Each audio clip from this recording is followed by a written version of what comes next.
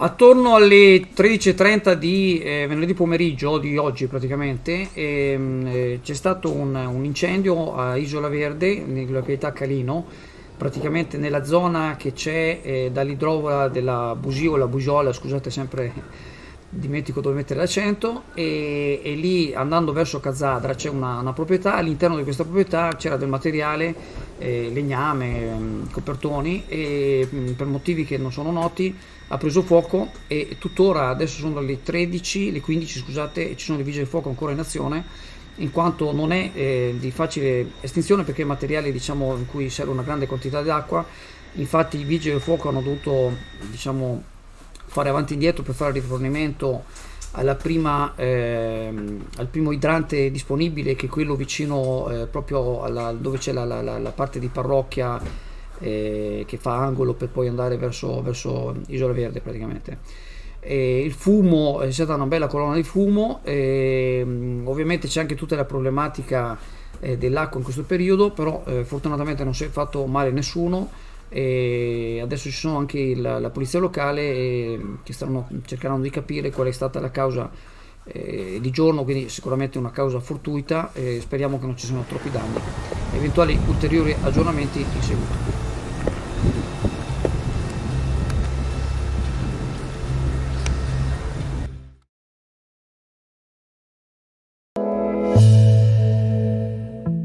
L'agenzia Venice Waterlink, in collaborazione con la Raffaello Navigazione, in aprile e in maggio vi accompagnano da Sottomarina a Venezia il sabato, la domenica e i festivi, e alle isole Burano, Murano e Torcello la domenica. Per maggiori informazioni telefonare allo 041 8626 373, per prenotazioni online sul sito venicewaterlink.com. Le nutrie da qualche giorno non si vedono più nello spiazzo incolto davanti alla scuola media dei Conti. I residenti avevano cominciato a lamentarsi in quanto gli esemplari si avvicinavano con maggior sicurezza alle abitazioni confinanti. Si tratta di un animale infestante il cui numero va controllato in quanto può provocare danni. Si riproduce molto velocemente e lasciato proliferare in modo incontrollato può danneggiare l'uomo e arrecare danno alle opere idrauliche. Sono transitate da specie protetta a specie nociva, alla stregua di animali infestanti e dannosi, consentendo l'utilizzo di mezzi per il contenimento della popolazione ed eventualmente la sua eradicazione, trattamento al pari di quello utilizzato per i ratti. Probabilmente gli esemplari che qui si trovavano, che avevano figliato aumentando la popolazione della colonia, sono stati catturati e presumibilmente soppressi. Da notare che nel contempo all'eliminazione delle nutrie è subentrata una specie ancora più dannosa, quella dell'Homo barbarus, o meglio incivile, quello che all'ambiente crea danni gettando i suoi rifiuti ovunque senza remore, fregandosene dell'ambiente e della collettività.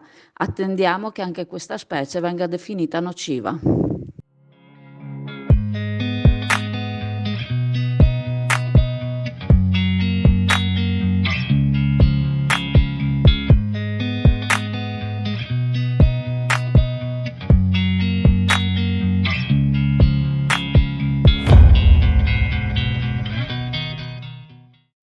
Dunque, torniamo ancora una volta a parlare dei bagni pubblici, in particolare quelli comunali che ci sono in zona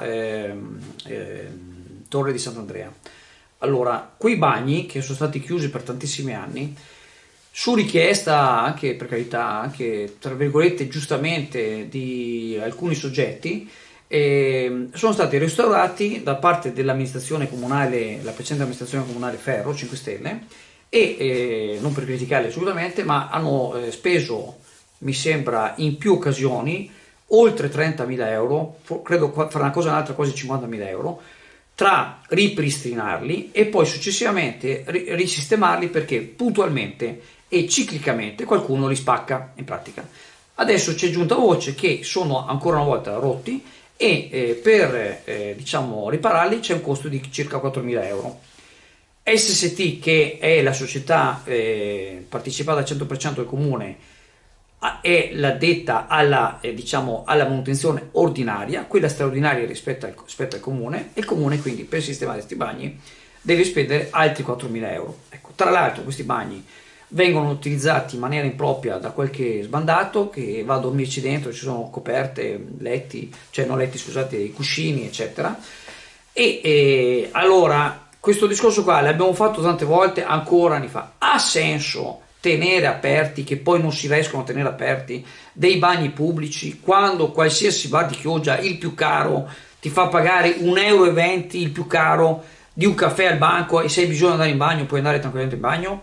A Venezia ci sono i bagni pubblici, spendi 2 euro, 2,50 € per andare dentro qualsiasi cosa, qualsiasi necessità che tu abbia.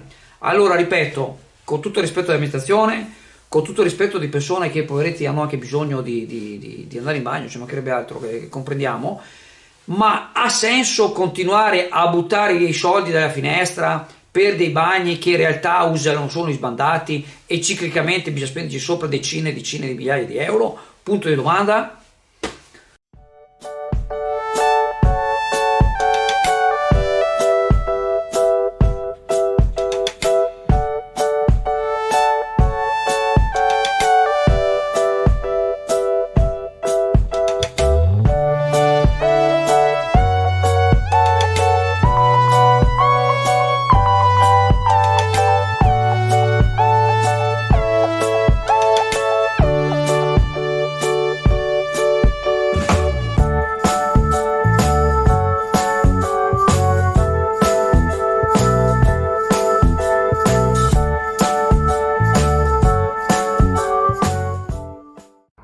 Ciao ragazzi, velocemente 7 aprile, raccolta di plastica insieme al gruppo Scout di Tiene nella zona di Saccatorro. Volevo farvi vedere, ecco, qui è pieno di polistirolo, plastica, taniche, bottiglie, carte cartacee. Questo che vedete bianco è tutto polistirolo fino in fondo. Fra poco passerà il gruppo di ragazzi e vedrete il video dopo la raccolta. Ciao! E questo ragazzi è il lavoro che hanno fatto i ragazzi di pulizia rispetto a prima. Video prima e video dopo la raccolta. 7 aprile ragazzi, un gruppo di 13 scout di Tiene a fare la pulizia in Saccatorro. Chioggia, guardate che bello. Bravi ragazzi. E soprattutto grazie mille. Una raccolta di plastica e polistirolo fatta al volo questa mattina senza necessità di organizzare nulla nel dettaglio, ma solo quella di rispondere a un'esigenza e a una volontà. I ragazzi del gruppo scout di Tiene 1 hanno contattato nei giorni scorsi Nino Gobbetti dell'ASD Pesca Sportiva in Mare, fautore del progetto Laguna Pulita, avendo avuto modo di vedere le attività di pulizia e di attenzione all'ambiente che vengono messe in pratica dall'associazione.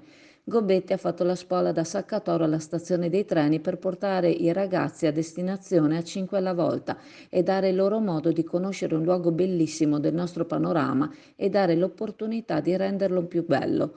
Al termine, prima di riportarli al punto di partenza, l'associazione ha offerto loro un momento conviviale, ospiti della Darsena Marina di Brondolo con la classica grigliata panino salsiccia.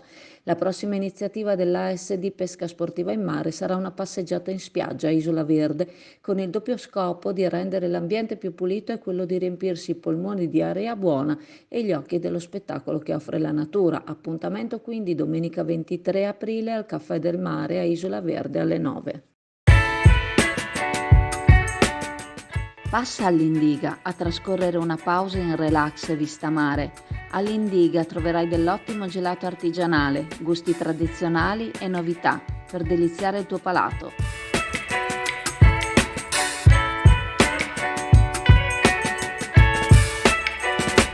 Indiga a Sottomarina ti aspetta.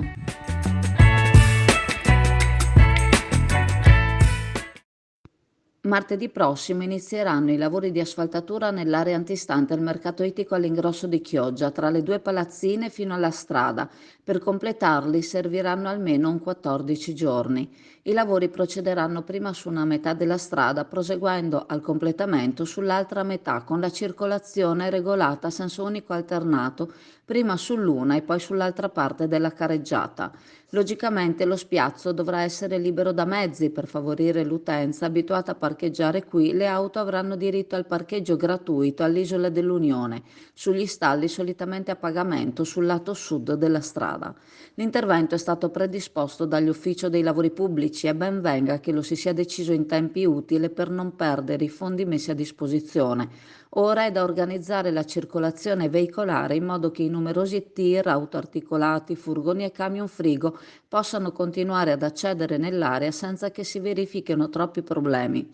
Lo spazio di manovra diventa infatti minore ed è indispensabile che nessuno intralci la circolazione con veicoli in sosta o in fermata. Come da ordinanza, la circolazione dovrà essere regolata da impianto semaforico o da movieri, ma ci si chiede se sarà sufficiente. La limitazione di viabilità in questa specifica area rischia di essere molto impattante, soprattutto nelle ore in cui il mercato è attivo, in particolar modo nella fascia notturna. Notevole è infatti il traffico in entrata e in uscita diretto al mercato e alle attività di Punta Poli, dove i residenti devono avere comunque libertà di movimento e il rischio è che si vada a intasare la circolazione nell'unica strada che dà accesso al mercato e al centro storico di Chioggia.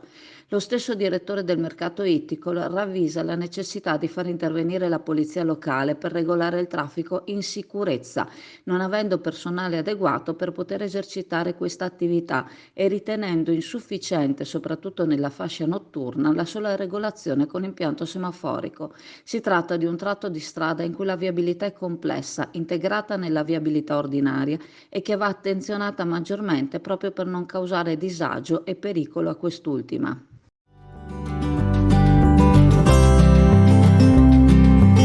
Vi presento in questo caso Gonzaga Food, che è un laboratorio artigianale di Mantova, tutta produzione artigianale di altissima qualità. Questi abbiamo una serie di biscotteria, quindi andiamo dai baci di dama, piuttosto che i nostri meravigliosi tartufi al rum. I tartufi al rum sono aromatizzati al rum, quindi la parte alcolica non c'è, quindi vanno benissimo anche per ragazzi o bambini. Sono dei dolcetti al cioccolato veramente molto squisiti.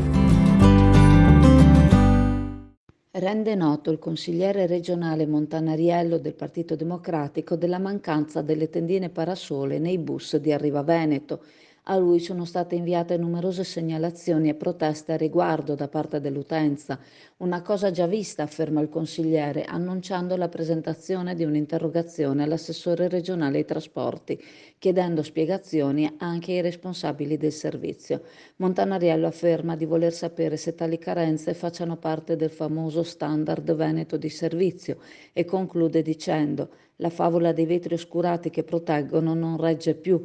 Ho visto scene inaccettabili di pendolari costretti a tenere l'ombrello aperto a bordo per ripararsi dal sole.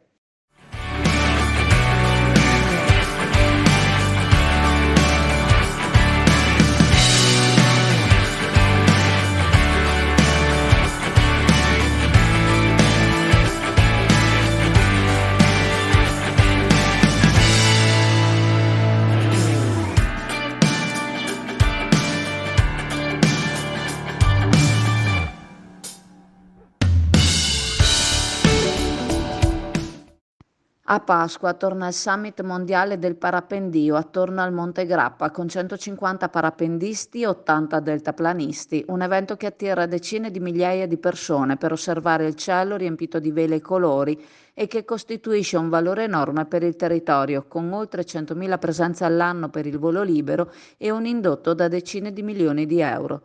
Chi osserverà il cielo del Monte Grappa nei giorni di Pasqua lo vedrà colorarsi di decine di vele colorate, saranno 230 precisamente, coloro che gareggeranno per il trofeo Monte Grappa, veleggiando anche per più di 100 km lungo l'arco delle Prealpi Trevigiane e Vicentine, ma soprattutto attorno al massiccio del Monte Grappa.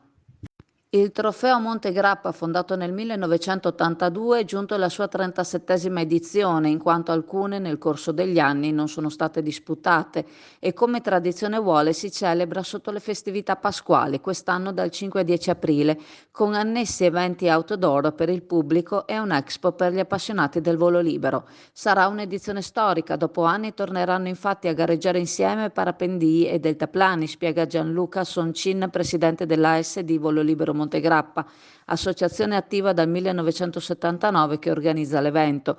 La partecipazione è limitata a 150 piloti di parapendio, tra i migliori del panorama internazionale, e 80 piloti di deltaplano, 230 professionisti in tutto che durante le 5 giornate di gara si sfideranno tra loro per conquistare le boe definite dalla commissione di gara e atterrare nel più breve tempo possibile.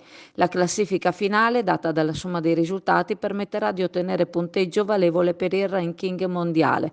Confermata la presenza di 25 dei migliori 30 piloti al mondo di parapendio, professionisti provenienti da 20 nazioni diverse, tra le quali Germania, Francia, Austria, Polonia, Repubblica Ceca, Germania e Ungheria.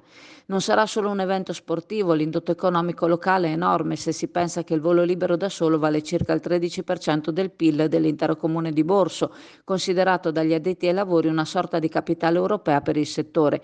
Non ci sono stime aggiornate, ma a livello territoriale si parla di decine di milioni di euro di indotto. Il volo libero rappresenta infatti un'importante risorsa turistica per la Pedemontana, stimando in oltre 100.000 le presenze turistiche generate dal volo libero. SD Auto informa della novità per il 2023, la revisione dei carrelli in sede. Si effettuano revisioni in sede dei rimorchi di massa complessiva non superiore ai 3.500 kg, 01 e 02, di carrelli per imbarcazioni, per moto, per auto, roulotte, trailer per il trasporto cavalli, carrelli tenda, carrelli trasporto animali e tutti i carrelli di massa complessiva non superiore ai 3.500 kg. Potete contattare SD Auto per qualsiasi informazione o chiarimento.